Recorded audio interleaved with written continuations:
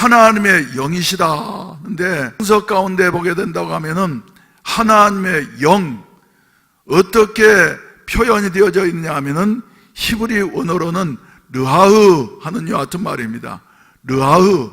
한번 따라합시다. 르하흐.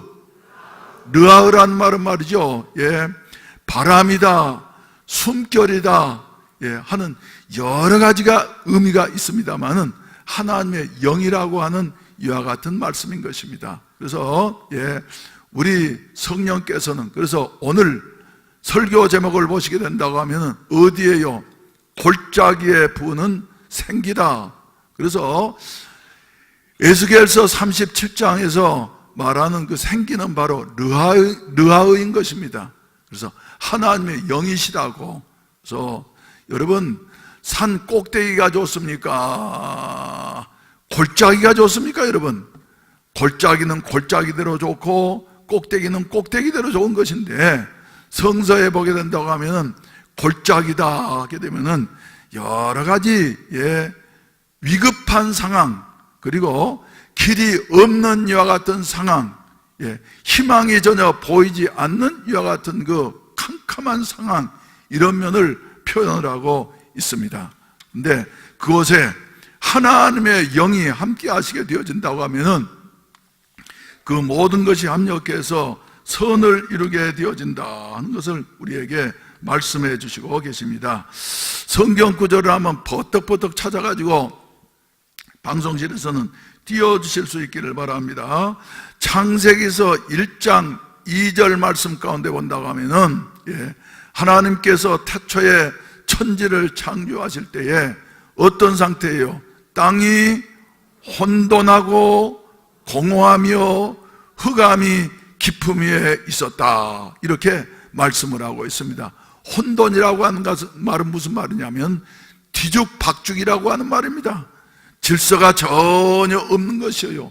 공허라고 하는 말은 텅 비어서 아무것도 없는 이와 같은 상태. 성경 구절 띄우세요. 아무것도 없는 상태. 그리고 그 다음에는 어떤 상태라고요? 흑암이 어디 위에요? 깊음 위에 있었다. 그래서 깊음이라는 건 뭡니까? 깊이 파여진 골짜기, 끝도 없는 이와 같은 그 무저갱의 골짜기와 같은 곳에 흑암이 말이죠, 가득 담겨져 있어요. 그래서 질서가 없고, 성경 구절 그대로 띄우세요.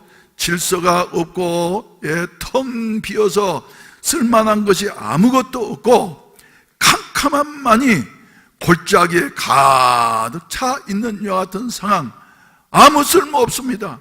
희망이 전혀 없습니다. 그런데 그때에 하나님의 뭐가요?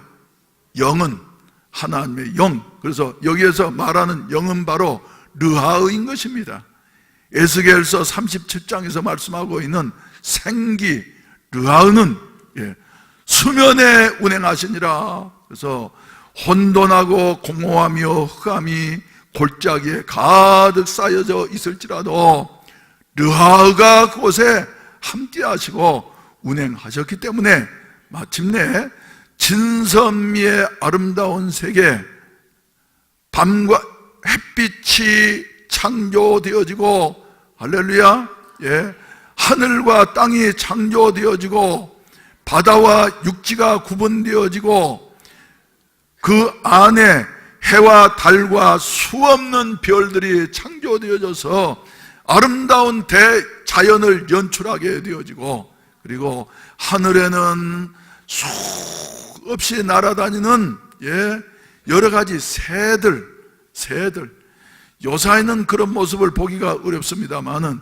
제가 어렸을 때만 해도 겨울이 되어지면은 가마귀 떼가 말이죠, 새카맣게 날아오게 된다고 하면은 하늘을 그저 덮을 정도로 캄캄하게 날아왔던 이와 같은 때를 생생히 기억을 하고 있습니다. 그리고 저 철새들 우리가 텔레비에서 보게 된다고 하면 날아간데 말이죠, 헤일 수 없이 무수히 많은 철새들이 말이죠 날아다니는 이와 같은 모습을 보게 되어져요. 그리고 바다 밑에도 보게 되어진다고 하면은 얼마나 많은 물고기들이, 제가 주문진이 있을 때는 이래 바다에 나와가지고 보게 되면은 동해바다는 맑으니까 깊이까지 보입니다.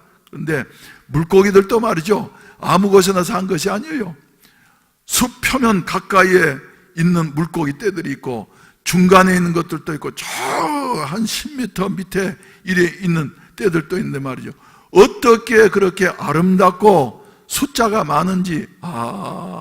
우리 하나님은 풍성하신 하나님이시다.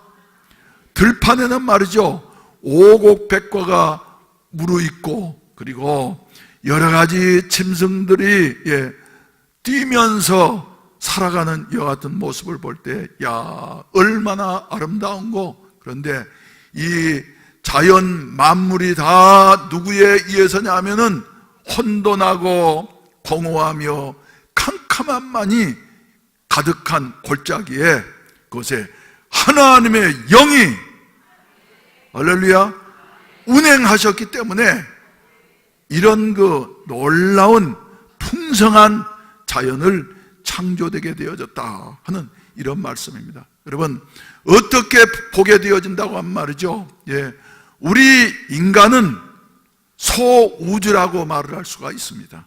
그래서 하나님이 계시지 않는 인간은 말이죠, 창세기서 1장 2절의 말씀이에요. 혼돈하고 공허하며 절망만 가득한 이와 같은 골짜기 속의 한 생명.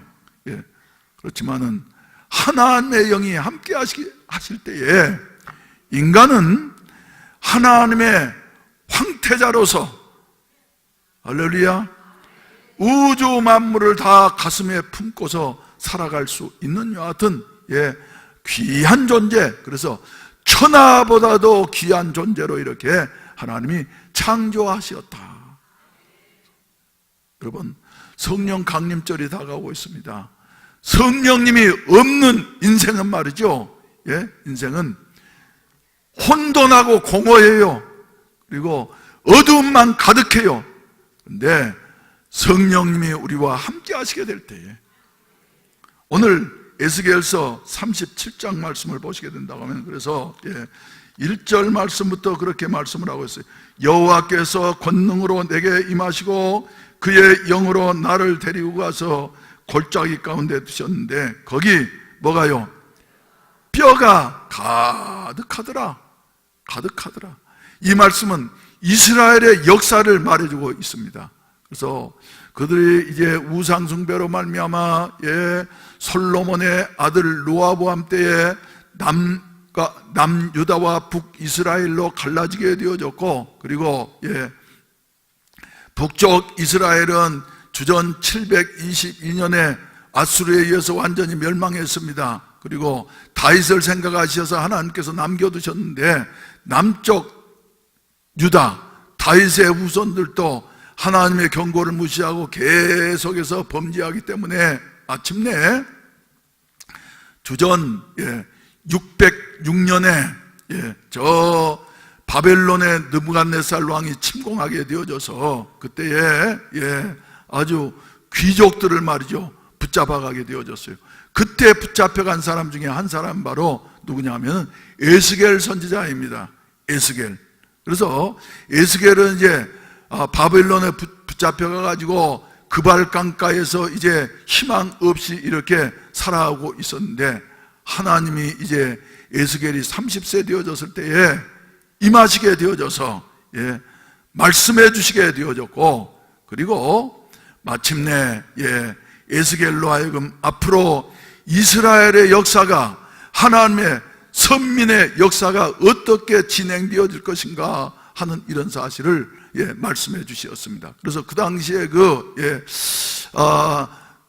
북쪽 이스라엘은 말할 것도 없거니와 남쪽 유다 나라도 이제 포로로 붙잡혀갔기 때문에 깊은 골짜기, 그들의 힘으로는 헤어날 수 없는 골짜기, 희망이라고 하는 것은 다 끊어져 버리고 이제 캄캄함만이 있는 이와 같은 골짜기, 마치 무엇과 같냐 하면은 마른 뼈들과 같은 이와 같은 골짜기로 변하게 되어졌어요.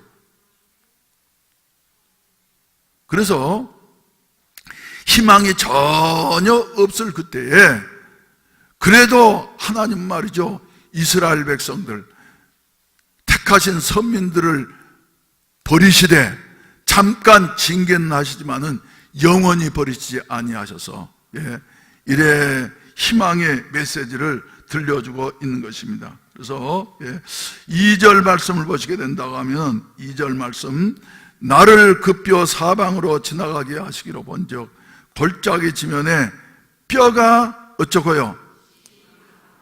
심이 많고 헤일 수 없이 많아요.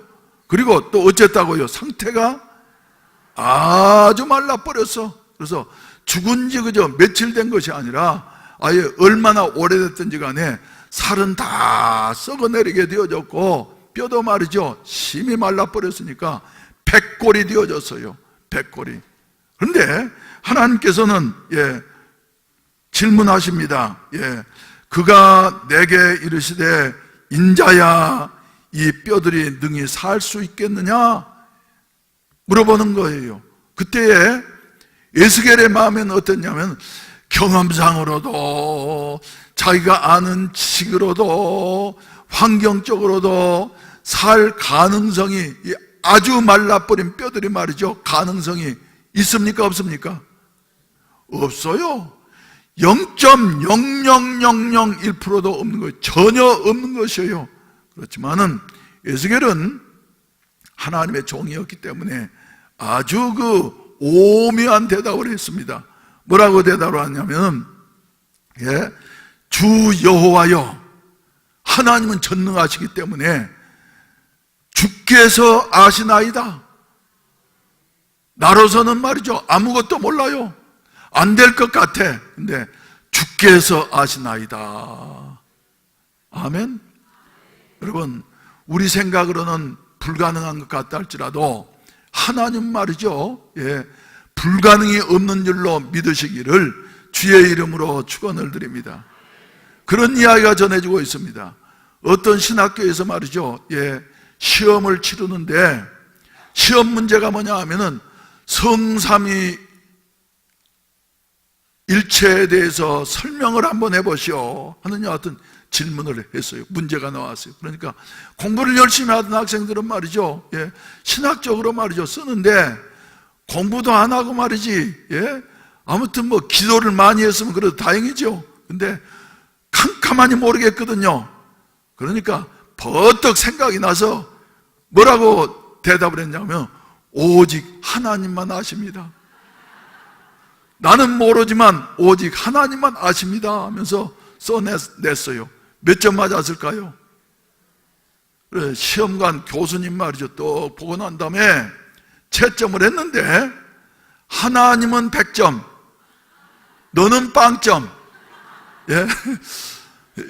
하나님은 다 아시지 100점이지, 근데 공부 안 한 너는 빵점이야. 그러면서 말이죠, 하나님은 100점, 너는 빵점. 그랬다고 하는데 말이죠, 아주 재밌는 일입니다. 근데 여기서는 말이죠, 에스겔이 오히려 지혜롭게 하나님, 내 생각에는 가능성이 보이지를 않습니다만은 오직 주님은 아십니다. 살는지 죽을는지도 아시고 어떻게 살려야 할 방법도 아시고, 그리고 살리고 난 다음에는 어떤 결과가 올 것인가 하는 여하튼 결과도 하나님은 다 아십니다. 할렐루야. 우리의 현실에 말이죠, 모든 사람들이 다 저는 어떻게 해야 할 것인가, 그래서 말이죠, 국가의 운명도 그렇고 우리 개인적인 문제도 그렇고, 또 자주 말씀드립니다마는 한국 교회 미래를 생각할 때도 말이죠, 다른 길이 없어요. 노 엑시트, 출구가 없는 것 같아. 특히 한국 교회 문제는. 그런데 여 전문가들은, 학자들은 말이죠, 어떻게 한국 교회 대책이 없다고 그러면서 이런저런 대책들을 세워놓지만 말이죠, 그 대책들이 다 한계가 있어요. 그래서 시행을 해보게 된다고 하면은 대책이 없어요. 그런데 저는 분명히 믿습니다. 마치 에스겔 골짜기와 같은 이런 어둡고 암담한 한국교회 현실 속에서도 하나님은 아십니다. 하나님은 아십니다. 그래서 오늘 본문 말씀을 보시게 된다고 하면 이렇게 절망적인 상황 속에서 말이죠, 하나님이 이제 에스겔 선지자에게 하나님 말씀을 대언하라 해서 어떤 역사가 일어나는가는 이와 같은 사실입니다. 사람이 보기에는 말이죠, 백골들이 다시 살아난다고 하는 것은 불가능한 것 같지만은 저 5절 하반절 말씀 가운데 본다고 하면 말씀하시기를 주 여호와께서 이 뼈들에게 이같이 말씀하시기를 내가 생기를 너에게 들어가게 하리니 너희가, 따라서 합시다, 어쩐다고요? 살아나리라. 할렐루야. 너희가 살아나리라. 너희는 이제 모든 것이 다 끝장났다고 생각하지? 그렇게 또 보여질 수밖에 없지. 전문가들이 그렇게 진단하지. 그러나 하나님 말이죠, 너희가 살아나리라. 다만 조건이 뭐예요? 생기가 너희에게 들어가게 될 때에, 르하우가 너희에게 들어가게 될 때에 너희가 살아나리라. 할렐루야. 할렐루야. 그래서 성서 가운데 보게 된다고 하면은 끝난 것 같은 이와 같은 상황, 마치 창세기서 1장 2절과 같은 이와 같은 상황에 이스라엘 나라가 처해 있고 개인이 이런 상황에 처해 있을 때라도 생기가 역사하면은, 할렐루야, 성령의 사람이 나타나게 되어지면은 마침내 골짜기의 생명의 역사, 승리의 역사가 나타난 이와 같은 사실을 보게 되어지는 것입니다. 그래서 저 사사기서 6장 33절 한번 찾아보세요. 사사기서 6장 33절. 그때 미디안과 아말렉과 동방 사람들이 다 함께 모여 요단강을 건너와서 어디 골짜기입니까? 이스라엘 골짜기에 진을 치니라. 뭐 하려고요? 이스라엘 나라를, 사사시대에 이스라엘 백성들이 하나님을 버리고 우상을 섬기게 되어지니까 멸망시키려고 이렇게 3개국 연합군이 미디안과 또 쌈자라는 아말렉과 동방 사람들이 다 함께 모여와서 이스라엘 어디에요? 골짜기에 진을 치니라. 이래 말씀을 하고 있어요. 캄캄합니다. 이제 모든 것이 다 끝난 것 같습니다. 그때에 하나님께서는 한 사람을 택하셨습니다. 누구예요? 누구예요? 그 이름도 유명한 기드온이에요. 기드온. 그래서 기드온을 부르실 때, 기드온은 원래부터 말이죠, 용감하고 간이 큰 사나이가 아니었습니다. 간이 아주 작아서 미디안 사람들이 이제 추수 때가 되면 올라와가지고 다 뺏어가기 때문에 미디안 사람이 두려워서 밀타작을 하는데 포도주 틀에서 말이죠, 소리도 나지 않게 보이지도 아니하게 조심히 소심한 마음에 이렇게 밀타작을 하고 있었는데 그때에 하나님의 사자가 찾아왔어요. 오늘날로 표현한다고 하면 성령께서 이 마음 약한 기드온을 감동하신 것입니다. 그럼 뭐라고 불러주세요?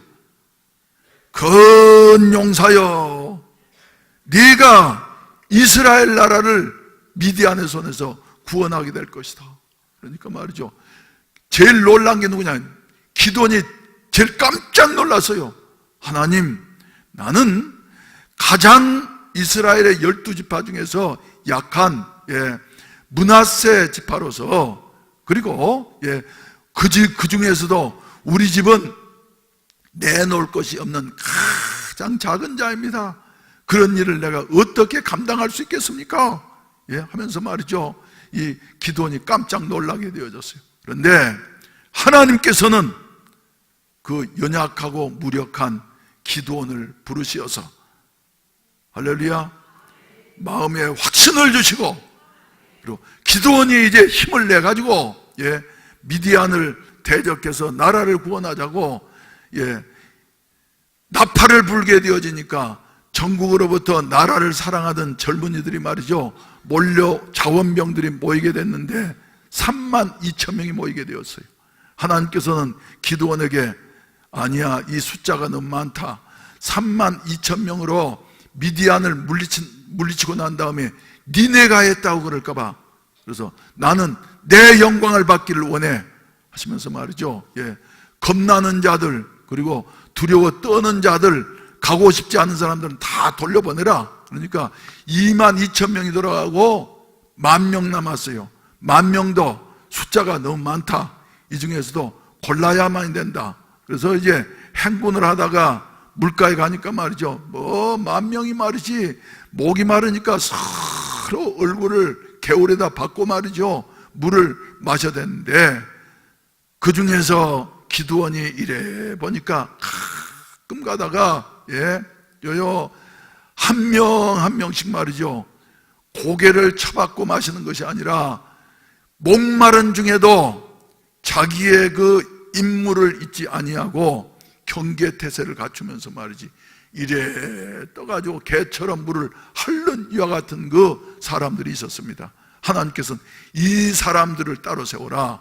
세워보니까 몇 명이었다고요? 300명밖에 안 돼요. 300명밖에.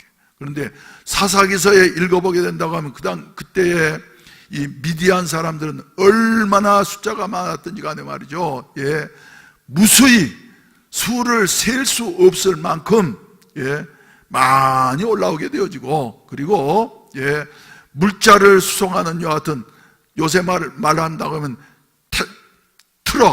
트럭이 말이지, 낙타도 말이죠, 낙타도 그저 바닷가에 모래수와 같이 많게 말이죠, 이래 몰려와서 진을 치고 있는데 거기에 300명으로 되겠어요, 여러분? 그런데 우리 하나님께서는 성령 받은 르아의 바람에 부딪힌 이와 같은 기드온과 300용사를 통해서 여러분들이 잘 아시는 대로 미디안을 말이죠, 전사자가 한 명도 없이 완전히 격퇴시키게 되어지고 그들의 국토를 말이죠, 더 넓히는 여와 같은 결과를 가져오게 되어지고, 그리고 대승을 거두게 되어졌다 하는 것을 우리에게 말씀해 주시고 있습니다. 여러분, 국군이 풍전등화와 같은 여와 같은 자리에 있다 할지라도 하나님의 영에 생기에 감동되어진 자는 나라를 구하게 되어지고 교회를 구하게 되어지고 다시 살게 하고 가정을 일으키는 여와 같은 역사를 나타낸다고 하는 사실을 믿게 되시기를 주의 이름으로 축원을 드립니다. 그래서 이스라엘 골짜기, 또 두 번째 골짜기는 말이죠, 사무엘상서 17장 2절 말씀 가운데 보게 된다고 하면은 사무엘상서 17장 2절 말씀, 엘라 골짜기가 나오고 있습니다. 이스라엘 백성들이 또 우상을 섬기면서 이방 족속을 따라가게 되어지기 때문에 하나님께서 이번에는 블레셋 사람들의 손에다가 이스라엘을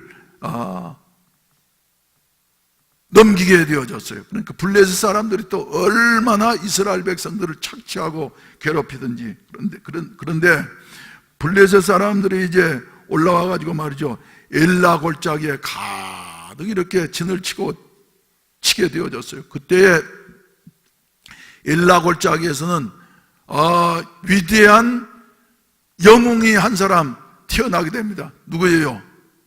앞으로 이스라엘 나라를 다스릴 다윗이 아직 징집 연령도 안 됐는데 아버지의 심부름으로 전쟁에 참전한 형들에게 볶은 곡식들을 가져다 주러 말이죠, 심부름 갔다가 또 가서 봤더니 블레셋 진영에서 키가 장대한 것 같은 짐승처럼 생긴 인간이, 어마어마한 인간이 나타나가지고 아침과 저녁으로 꼭꼭 소리치면서 하나님의 이름을 모독하면서 이스라엘 백성들을 저주하면서 너희들 인간도 아니야 그러면서 많은 사람이 나설 필요 있느냐, 대표 선수가 나와서 나와 힘을 한번 겨뤄보자 하면서 말이죠, 소리치는데 골리앗의 이와 같은 큰 소리 앞에 아무도 고개를 들 수 있는 사람이 없었던 것입니다. 그런데 다윗은 말이죠, 하나님의 신에 크게 감동한 이와 같은 사람이었어요. 그래서 사무엘상서 16장 13절 말씀 가운데 보게 된다고 하면은 다윗은 말이죠, 아직 나이가 어린 소년이었지만은 사무엘 선지자에 의해서 기름 부음을 받게 되어지고, 그리고 그날부터 말이죠, 다윗이 뭐예요? 여호와의 영 르하의에, 여호와의 생기에, 여호와의 영에게 크게 감동되니라, 이렇게 말씀을 하고 있습니다. 오늘날 말로 말한다고 하면 말이죠, 다윗은 비록 어린 나이였지만 성령이 충만하게 되어졌어요. 그래서 다윗은 물맷돌 하나 가지고 골리앗을 물리치게 되어지고, 그리고 넘어질 것 같은 희망이 없는 나라를 구하게 되어지고, 그리고 마침내 다윗은 장군으로 승진하게 되어질 뿐만 아니라 그의 인생에 위대한 역사가 전개된 이와 같은 모습을 우리가 보게 되어지는 것입니다. 사랑하신 우리 성도 여러분, 인생에는 말이죠, 하나님의 선민들이라 할지라도 때때로 골짜기를 통과할 때가 있어요. 절망의 골짜기, 실패의 골짜기, 앞이 전혀 보이지 아니하는 것 같은 시계 제로의 불황의 골짜기, 이런 골짜기를 통과할 때라도 해결할 수 있는 길은 오직 한 길이 있으니 하나님의 영에 붙잡힌 바 되어지는 일인 줄로 믿으시기를 바라는 것입니다. 다윗도 그래서 이런 골짜기를 통과했어요. 시편 23편에 보시게 된다고 하면 여호와는 나의 목자시니 내게 부족함이 없으리로다. 그가 나를 푸른 초장에 누이시며 쉴만한 물가로 인도하시는도다. 내 영혼을 소생시키고 자기 이름을 위하여 의의 길로 인도하시는도다. 여기에서 끝나는 게 아닙니다. 4절에 보시게 된다고 하면 내가 어떤 골짜기예요? 사망의 음침한 골짜기. 다윗이라고 해서 골짜기가 없었던 것이 아닙니다. 하나님의 사람 다윗에게도 말이죠, 사망의 음침한 골짜기가 있었어요. 그런데 다윗은 해를 두려워하지 않을 것은 주께서 나와 함께 하십니다. 할렐루야, 할렐루야. 사망의 음침한 골짜기 가운데에서도 하나님이 나와 함께 하시기 때문에 내가 해를 두려워하지 않는다. 그래서 마침내 다윗의 생애에서 말한 대로 죽을 뻔한 고비를 수없이 넘기면서도 마침내 다윗은 역사에 빛나는, 그리고 하나님의 영광을 길이길이 드러내는 이와 같은 위대한 아름다운 생애를 살았던 모습을 우리가 보게 되어지는 것입니다. 사랑하신 우리 성도 여러분, 오늘 또 말이죠, 성령 강림절을 앞에 두고서 하나님 앞에서 우리가 성령님을 인정하고, 할렐루야, 사모하고 환영하고, 그리고 성령님께 정복당하시어서 개인적인 문제 또 국가적인 문제 극복하고 하나님의 영광을 높이 드러낼 수 있는 이런 아름다운 삶이 있어지기를 주의 이름으로 축원을 드립니다. 그래서 성경 가운데 보게 된다고 하면은 하나님의 영 혹은 생기 혹은 바람 하는 르하으 하는 이와 같은 단어가 378번이나 이렇게 등장을 하고 있는데, 하나님의 영이 르하으가 역사하게 되어질 때에 골짜기가 변화해서 형통의 현장이 될 수 있다고 하는 이와 같은 사실입니다. 마른 뼈같이 아주 말라버린 이와 같은 수없는 뼈들이라 할지라도 결과적으로는 마침내 그 뼈들이 일어나서 하나님의 큰 군대가 되어질 수가 있다. 아멘. 하나님은 그런데 말이죠, 이 르하의 성령의 역사는 항상 위기 가운데 있을 때에 역사하시게 되어져요.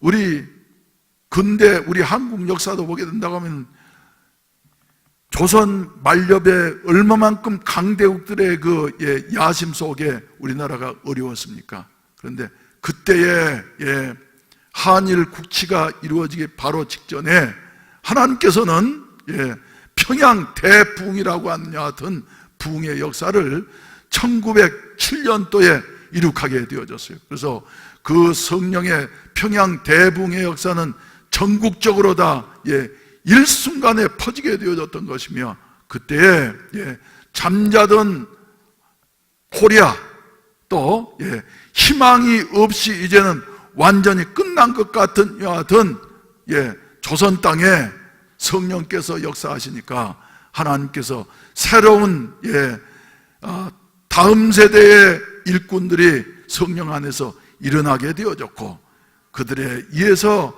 하나님의 놀라운 역사가 이루어져서 세계가 놀라는 이와 같은 기적을 창출한 나라가 바로 우리 대한민국인 것입니다. 여러분, 이제 2018년도 성령 강림절이 5월 20일로 우리에게 다가오고 있습니다.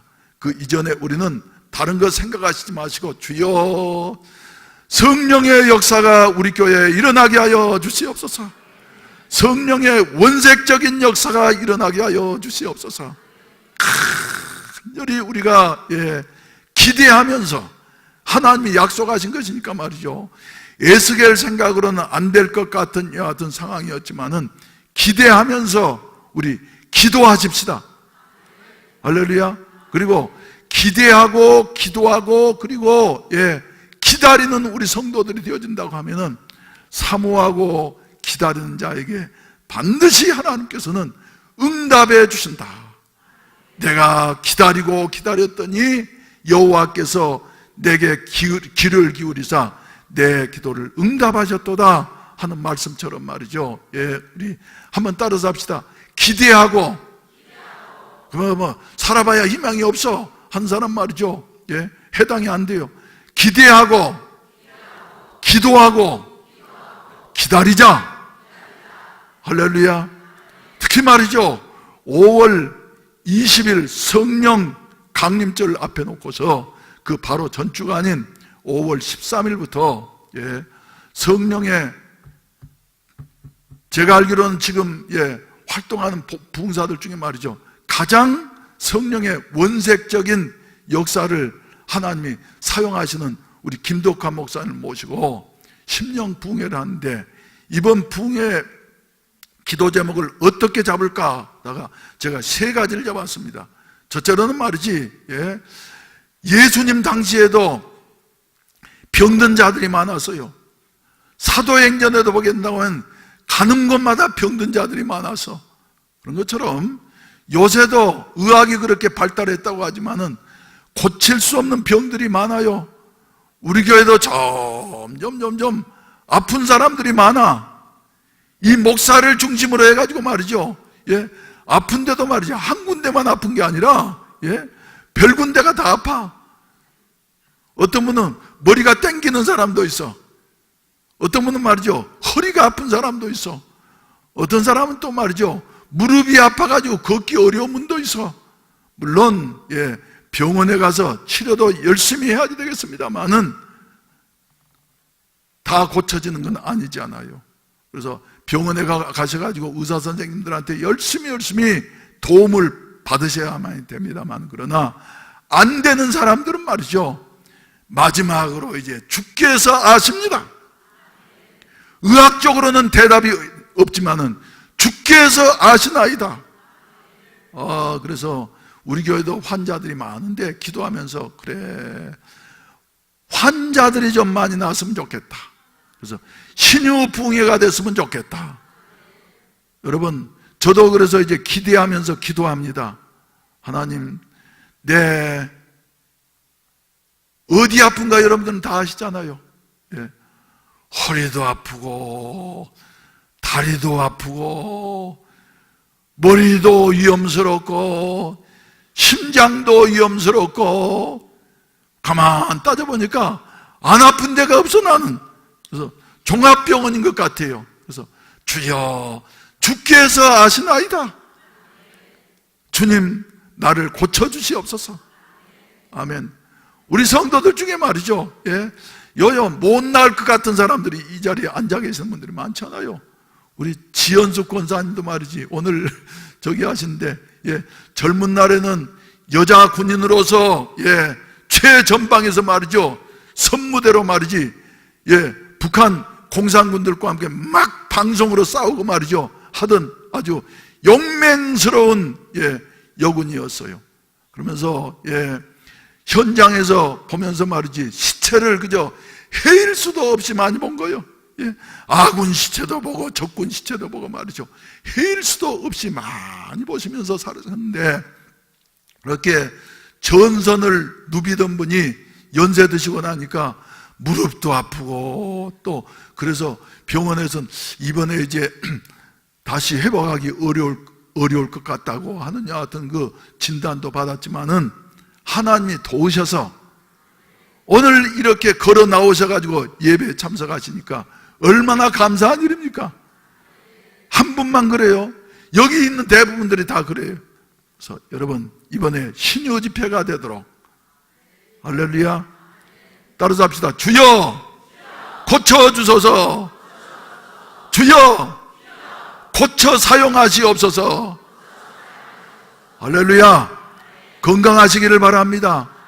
두 번째로 또 말이죠, 이번 집회에는 말이죠, 놀라운 하나님의 전교인들이 말이죠, 우리 비전처럼, 7대 비전처럼 말이죠, 성령 충만 받았으면 좋겠어요. 할렐루야. 그래서 우리의 마음이 우리도 모르는 사이에 마음이 너무나도 메말라 있지는 아니하는지, 또 우리의 마음이 우리도 모르는 사이에 성령의 은혜를 소멸하고 텅 비어있지는 아니하는지 다시 한번 살펴보시면서, 어제도 비가 상당히 메마른 대지에 많이 내렸습니다만은, 이번 집회 기간에 모든 성도들이 다 성령의 충만함을 받게 되시기를 주의 이름으로 축원을 드립니다. 가물어 메마른 땅에 단비를 내리시듯 성령의 단비를 부어 새 생명 주옵소서. 할렐루야. 세 번째로는 말이죠, 성령 받으시고 난 다음에 성령께서는 각 사람에게 은사를 다양하게 주시는데, 다 은사 받으셔서 주님 앞에 헌신하고 봉사할 수 있는 하여튼 새 힘을 얻게 되시기를 주의 이름으로 축원을 드립니다. 자기의 힘 가지고 말이죠, 자기의 재능 가지고 봉사한다고 해서 그건 오래가지 못합니다. 하나님의 역사를 일으키지 못합니다. 그러나 성령께서 주시는 은사를 가지고서 지혜의 말씀, 지식의 말씀, 병 고치는 능력 행하는 은사, 방언하는 은사, 통역하는 은사 말이죠, 각각 다 각각 받아서 우리 건강한 교회를 일으킬 수 있는 이런 아름다운 은혜가 있어지기를 주의 이름으로 축원을 드립니다. 주의 이름으로 축원을 드립니다. 아주 말라버린 여 같은 뼈들이라 할지라도 하나님은 생기로 말미암아 성령으로 살리실 수가 있습니다. 하나님이 살리시게 되어질 때에 오늘 본문 말씀 10절 후반절에서 말씀하고 있는 대로 우리 한번 큰 소리로 한번 읽으십시다. 10절 말씀 시작. 이에 내가 그 명령대로 대언하였더니 생기가 그들에게 들어가매 그들이 곧 살아나서 일어나 서는데 극히 큰 군대더라. 할렐루야. 일어나 섰는데 말이죠, 큰 군대로 일어나게 되어져서 하나님의 영광을 드러나게 되어졌다. 우리 일어나십시다. 일어나십시다. 할렐루야. 할렐루야. 일어나시어서 말이죠, 하나님의 군사로서, 그래서 일어나시어서 찬송가 185장 이 기쁜 소식을 군대처럼 힘차게 부르시고 난 다음에 축도로 예배를 마치도록 하겠습니다.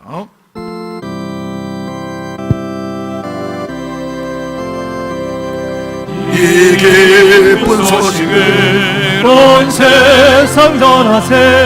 그 환난 고통을 당하는 자에게 주 믿는 성도들 다 전할 소식은 성령이 오셨네. 성령이 오셨네. 성령이 오셨네. 내 주님 보내신 성령이 오셨네. 이 기쁜 소식을 온 세상 전하세. 성령이 오셨네.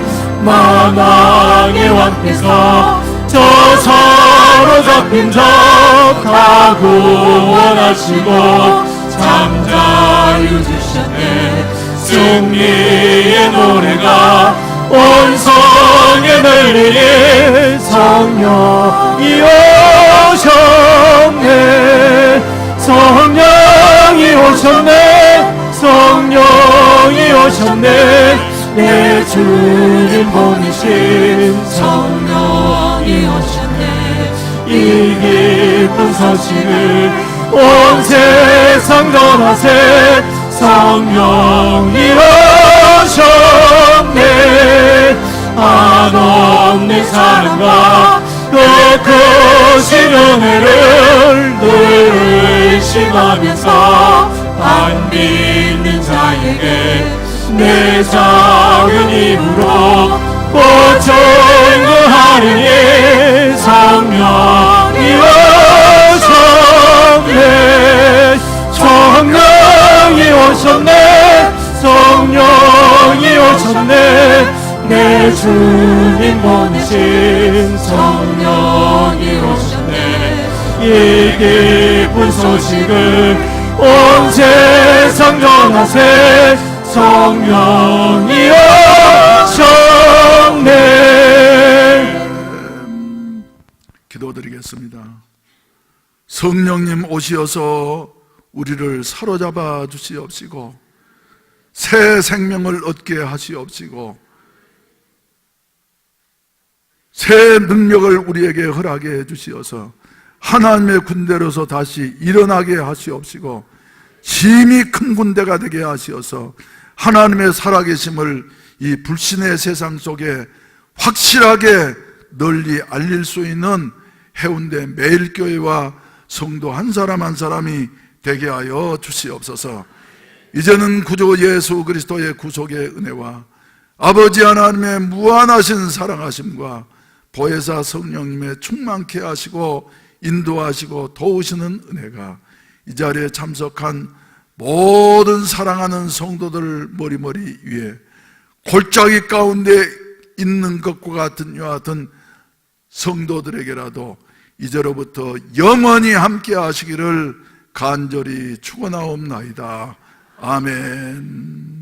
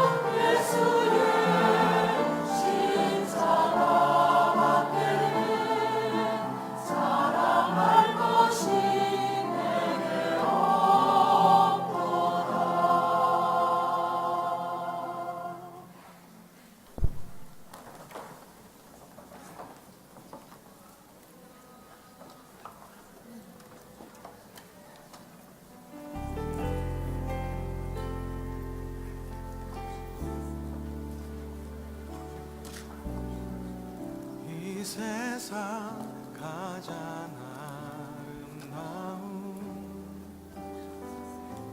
순종의 눈물 온 세상 다시 빛나게 한 생명의 눈물